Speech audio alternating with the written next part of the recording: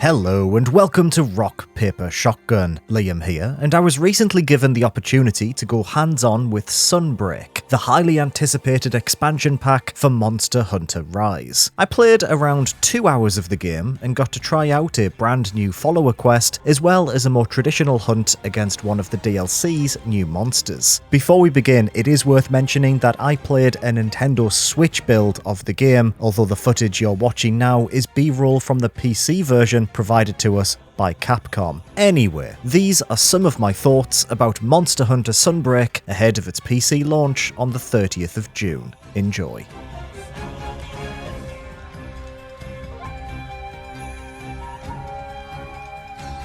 Seregios can get stuffed. I recently faced off against the massive golden dragon during a hands-on session for Sunbreak, the upcoming expansion pack for Monster Hunter Rise, and it battered me repeatedly for the best part of an hour. It's become the flying white whale to my dual blade wielding Ahab, and I left the preview event determined to chop it to bits when the DLC finally arrives later this month. Sunbreak's new master rank quests aren't messing around. Basically. It seems Capcom have taken criticisms that the base version of Monster Hunter Rise didn't provide challenging enough endgame content to heart, and have loaded the expansion with some truly agonizing encounters purpose-built for returning veterans. I was able to hunt 2 beasties during my time with the game, alongside Seregios, a returning beast that first appeared in Monster Hunter 4 Ultimate. I also faced off against Lunagaron. New to this expansion, Lunagaron is an ice wolf with a massive health pool and even bigger claws. As I chased it through the new Citadel locale, I was repeatedly caught off guard as it lunged towards me at incredible speed, its attacks chewing through my health bar at an alarming rate. The second I felt I had gained the upper hand, it moved into its second phase, where it sprouted enormous icicles out of its spine and gained the ability to spray a freezing cold beam of death out of its snarling jaws. Our battle was as arduous and as thrilling as you'd expect from a late game mission. Battered and bruised, the beast eventually retired to its underground lair. How apt that this would be the place that hosted our final encounter. I swapped to a fresh set of silkbind moves and raised my blades, ready to deal the final blow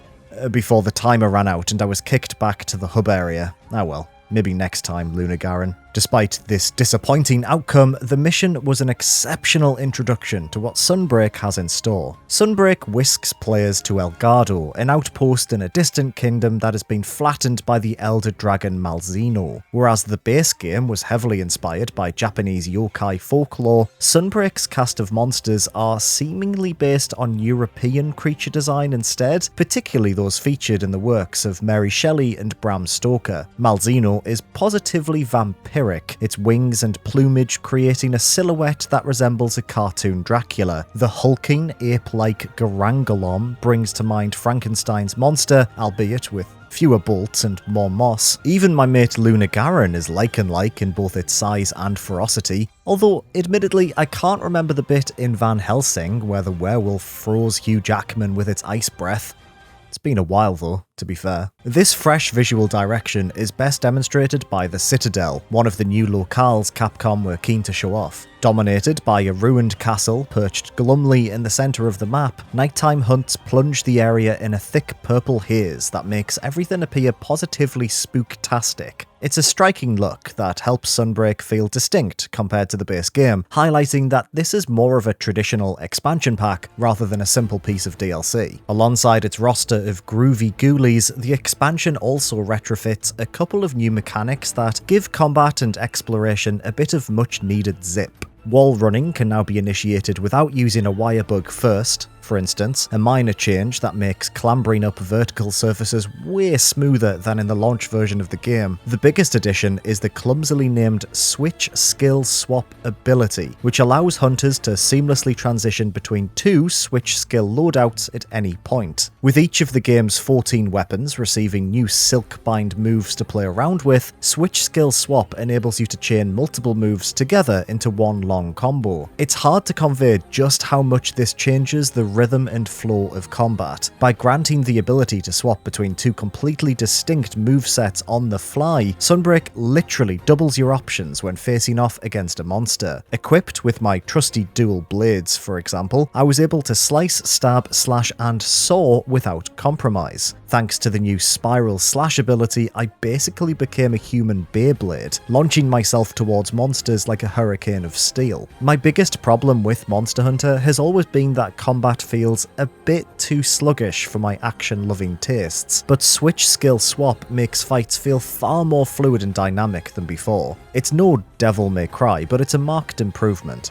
Swapping only takes around half a second, but you're able to initiate a dodge at any point during the animation in case a monster is making a beeline for your hunter. Sunbreak is full of little additions like this, tiny tweaks that help smooth off a couple of Monster Hunter's long-standing pointy edges. You're no longer forced to wyvern ride once you've dealt substantial damage to a monster, for instance, while new endemic life incentivizes smashing beasts into walls thanks to rings of bugs that explode on impact. My favourite, and this is perhaps the most noticeable change for returning players, is how your available moves are now displayed on the bottom of the screen whenever you unsheath your weapon. With switch skill swap altering your abilities on the fly, it's a great decision that will no doubt prevent any confusion about what moves you currently have equipped while in the heat of battle. It's also a neat way to familiarise yourself with the nuances of a weapon without having to dig into your hunter's notes. Improved UI is an odd thing to highlight when discussing an expansion pack, but hey, that's Monster Hunter, I guess. Oh, and if you're an antisocial player, the recently revealed follower quests will provide you with some much needed company. These single player only missions pair you up with a character from Sunbreak's new hub location who assists you during a hunt. Each NPC has their own preferred weapon and acts like an online partner, passing you healing items and placing traps. During my demo, I was joined by a bloke named Arlo, who seemed very capable in his own right, but could only help out so much when faced with both an incompetent hunter, me, and the mighty Seregios.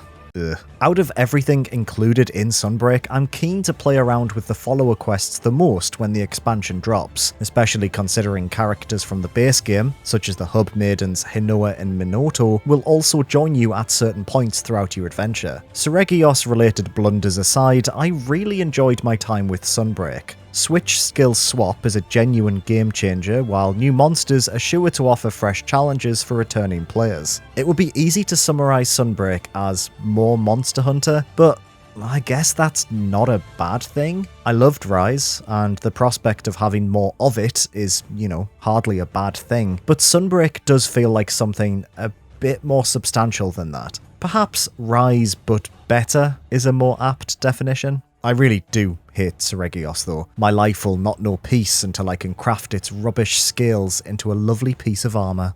Thank you so much for watching. Are you excited to play Monster Hunter Rise Sunbreak? Let us know in the comments below. Otherwise, for more PC goodness, make sure to check out Rock Paper Shotgun. I'll see you soon.